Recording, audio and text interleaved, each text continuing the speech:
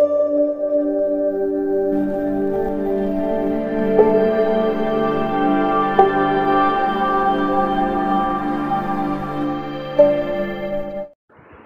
Friends, welcome to our channel Anitha Bengaluru vlogs. ఇప్పుడు మనం వచ్చేసాం కడ్లెకాయ పరసకి, అంటే వేరుశెనగ జాతరకి అనేది వచ్చేసామండి. ఇది చాలా ఫేమస్ మనకి బెంగళూరులో.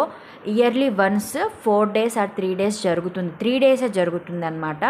తప్పకుండా బెంగళూరులో ఉన్న వాళ్ళు డిసెంబర్లో వెళ్ళి చూడండి. నేను అప్పుడు కూడా మళ్ళీ పోస్ట్ చేస్తాను. అన్నీ దొరుకుతాయి జాతరలో. మనం ఇక్కడ దీనికి ముందు బండే మహాకాళి అమ్మ టెంపుల్కి ప్లస్ శివ టెంపుల్కి వెళ్ళొచ్చాము. అన్ని వాకబుల్ డిస్టెన్స్లో ఉంటాయి. నేను ఆ 2 వీడియోలు లింక్ అనేది బయోలో ఇస్తాను, తప్పకుండా వెళ్ళి చూడండి. ఆ 2 టెంపుల్ చూసుకొని వాకబుల్లో మేము ఇక్కడ కడ్లెకాయ పరసక్ అనేది వచ్చామన్నమాట. ఫ్రెండ్స్, ఇక్కడ చూస్తున్నారు కదా, ఇది ఏంటి మీకు తెలిస్తే కామెంట్ బాక్స్లో పేరు మెన్షన్ చేయండి. తింటే ఎప్పుడన్నా తిన్నారా అని కూడా కామెంట్ బాక్స్లో మెన్షన్ చేయండి. మన చిన్ననాటి జ్ఞాపకాలు అనమాట. ఇక్కడ లోపలికి ఎంట్రీ, కడ్లెకాయ పరసకి లోపలికి ఎంట్రీ అయ్యాక మనము ఫస్ట్ దర్శనం చేసుకునేది శ్రీ దొడ్డ గణపతి దేవస్థానం, అంటే పెద్ద వినాయక టెంపుల్ అన్నమాట.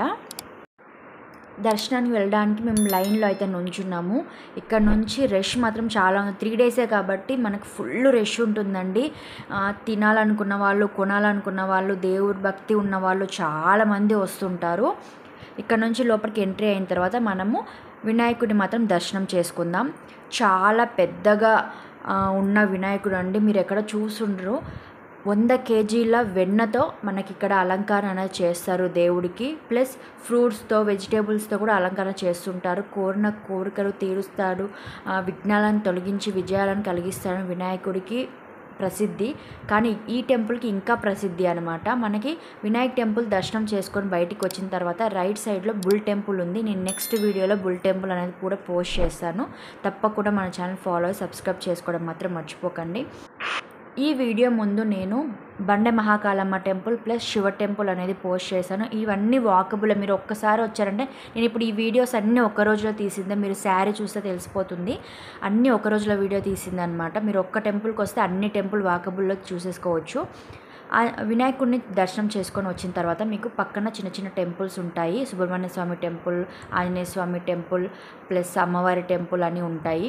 అన్ని దర్శనం చేసుకున్న తర్వాత మీరు అక్కడ కనిపిస్తుంది కదా లైన్లో, ఆ లైన్లో వెళ్తే బుల్ టెంపుల్కి అనేది వెళ్ళిపోవచ్చు అనమాట. తప్పకుండా ఇది విష్ణు టెంపుల్ అనమాట. ఇలా చిన్న చిన్న టెంపుల్స్ అనేది చాలా ఉన్నాయి.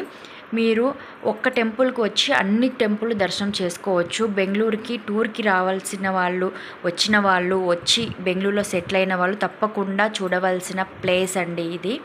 చూడని వాళ్ళు ఉంటే తప్పకుండా వెళ్ళి చూడండి. బండ మహాకాళమ్మ టెంపుల్కి వస్తే అక్కడ నుంచి మీకు 30 రూపీస్ ఛార్జ్లోనే శివ టెంపుల్ ఉంటుంది. శివ టెంపుల్ నుంచి ఒక 1 kilometer దూరంలో మీకు శక్తి గణపతి, అంటే దొడ్డ గణపతి టెంపుల్ ఉంటుందన్నమాట. దొడ్డ గణపతి టెంపుల్కి వస్తే పక్కనే మీకు bull temple plus Krishna temple ఉంటుంది. ఇవి పక్కనే ఉంటాయి అన్నమాట.